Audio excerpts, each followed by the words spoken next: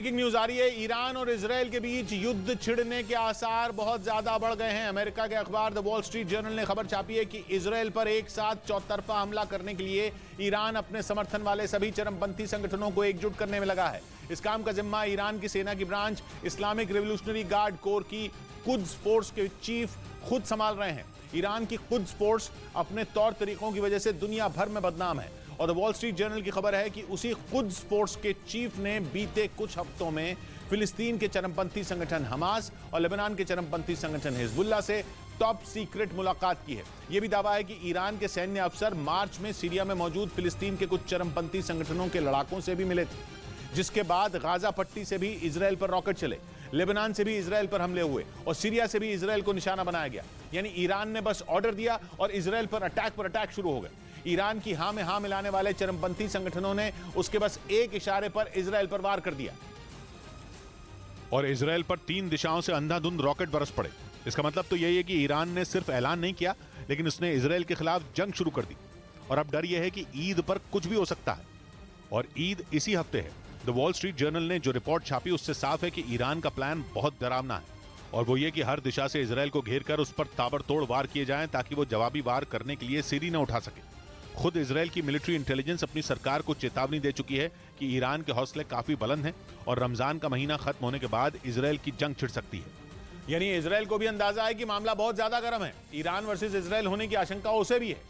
इसी वजह से यह खबर एकदम पुख्ता मानी जा रही है कि ईरान इजरायल से बदला लेने के लिए छटपटा रहा है, क्योंकि द वॉल स्ट्रीट जर्नल ने दावा किया कि 2 हफ्ते पहले ईरान की सेना की branch Islamic revolutionary guard core की कुद्स फोर्स के चीफ इस्माइल कानी लेबनान में थे।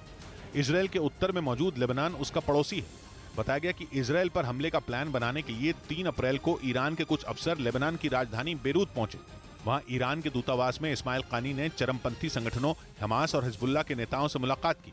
उस मुलाकात में इजरायल पर हमले की एक डिटेल फाइनल की गई और 6 अप्रैल को दक्षिणी लेबनान से इजरायल पर रॉकेटों की बौछार हो गई। हालांकि जब हमला हुआ था तब भी यही माना जा रहा था कि ईरान के इशारे पर ही इजरायल पर रॉकेट चलाए गए, लेकिन इस बात की तरफ साफ साफ इशारा करती रिपोर्ट अब सामने आई, जिसमें द वॉल स्ट्रीट जर्नल ने यह भी दावा किया कि ईरान ने सिर्फ लेबनान को ही अपना मोहरा नहीं बनाया, बल्कि उसने लेबनान की तरह इजरायल के दूसरे पड़ोसी सीरिया से भी उस पर रॉकेट चलवाए।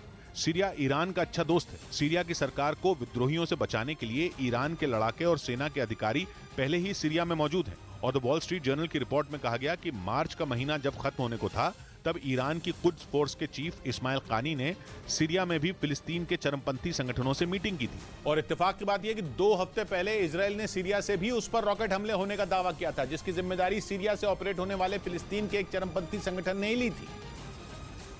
क्योंकि द वॉल स्ट्रीट जर्नल ने बताया कि जब कुद्स फोर्स के चीफ इस्माइल कानी सीरिया में मौजूद फिलिस्तीन के चरमपंथी संगठनों से मिले तो उन्होंने चरमपंथियों को इजरायल का डर भी दिखाया और उनके मन में इजरायल के खिलाफ सुलग रही बदले की आग को भी भड़काया। ईरान ने फिलिस्तीनी लड़ाकों से कहा कि उसके पास पक्की जानकारी है कि इजरायल उन पर हमले का प्लान बना चुका है, इसलिए इससे पहले कि इजरायल वार करे उसे ठिकाने लगा दिया जाना चाहिए। बताया गया कि जनरल इस्माइल कानी ने बिना वक्त जाया किए तुरंत इजरायल पर हमले करने को कहा और तो और ईरान ने यह वादा भी किया कि वो इजरायल के हमलों को रोकने के लिए हर मदद मुहैया कराएगा।